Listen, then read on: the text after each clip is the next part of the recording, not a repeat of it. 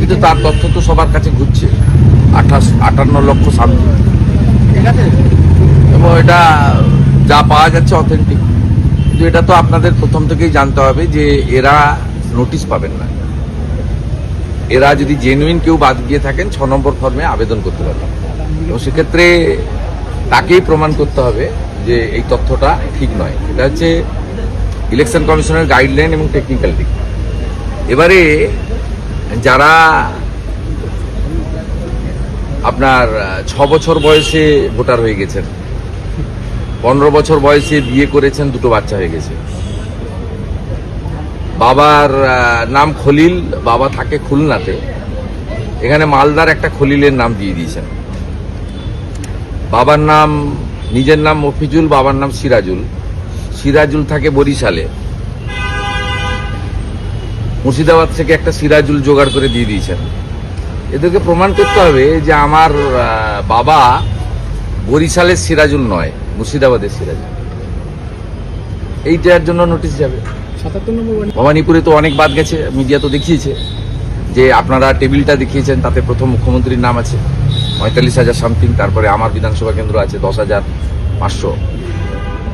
এটা তো সবাই জানে। এবারে ওয়ার্ড ওয়াইজ, বুথ ওয়াইজ কত বাদ গেছে সেটা সকলের হাতেই আছে, নতুন করে বলার কিছু নেই। পরিষ্কার পরিচ্ছন্ন ভোটার লিস্ট হচ্ছে।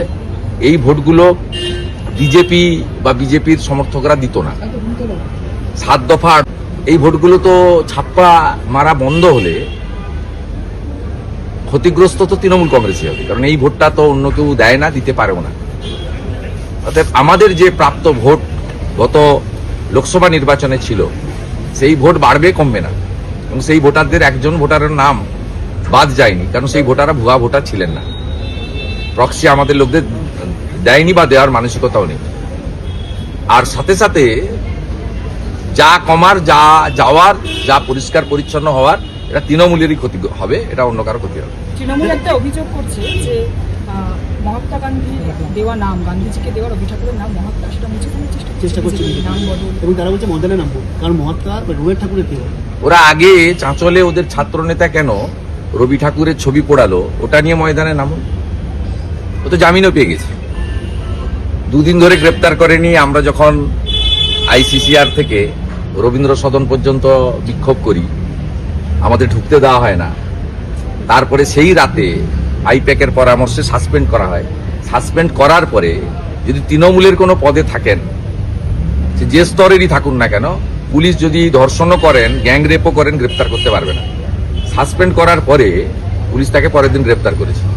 তাই এই জামাতি তৃণমূলকে বলবো, তারা বরঞ্চ 2টো মিছিল করুক। একটা হচ্ছে চাঁচলে বিশ্বকবির ছবি পোড়ালো কেন, জবাব চাই, জবাব দাও। আরেকটা আজকের বাংলাদেশ, সেখানে জামাতি মৌলবাদীরা অবনীন্দ্রনাথ ঠাকুরের ফার্ম হাউস পুড়িয়ে দিল কেন, আর রবীন্দ্রনাথ ঠাকুরের নাম মুছতে চাইছে কেন, জামাত হেফাজত, তার বিরুদ্ধে একটা মিছিল করুক। কারণ ওনার সঙ্গে তো জামাতের সম্পর্ক ভালো, উনি সিদ্দিকুল্লাহ চৌধুরীকে দিয়ে মধ্যস্থ করতে পারেন। সিদ্দিকুল্লাহ চৌধুরীর সঙ্গে ওদের যোগাযোগ আছে।